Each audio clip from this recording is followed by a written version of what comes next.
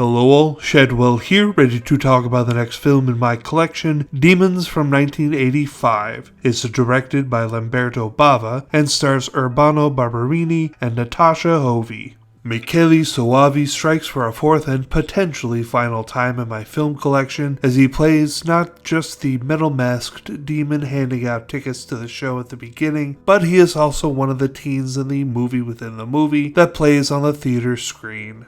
This movie is a fantastical mess that throws everything at the wall to see what will stick, and luckily for the filmmakers, almost everything sticks pretty solidly to that wall. Demons is about a group of people who arrive at a mysterious theater for a secret screening of a film that turns out to be about people turning into demons, and as it just so happens, the audience starts turning into demons themselves. It plays out a lot like a disaster film like the Towering Inferno or the Poseidon Adventure, but instead of a raging fire or a drowning boat, the danger is a mob of demons. The first thing I want to talk about is the excellent icky demon transformation that happens in front of the theater screen. It doesn't have the polish of the werewolf transformation from An American Werewolf in London, but it has the ferocity and certainly the repulsion factor. Love that scene. Also, love Bobby Rode's character of Tony, a character so loved by those that saw the film that he returns in Demons 2 as another character entirely, of course, since Tony is dead as fuck by the middle of this film.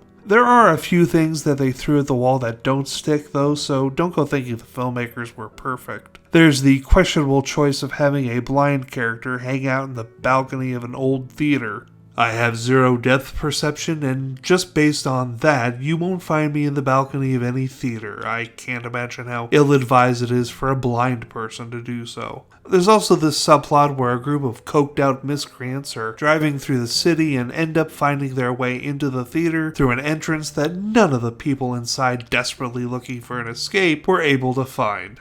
The reason I don't like this foursome is they don't add anything to the plot as they die almost as soon as they get into the theater instead of contributing something worthwhile to the plot. But the rest of this film is disaster film gold that may have been directed by Lamberto Bava, but Dario Argento certainly stamped his name all over it to the point where some people think it's actually a Dario Argento film, which it's not. Anyway, Demons is fucking awesome, but it does have some flaws, and so I'm going to give it an A-.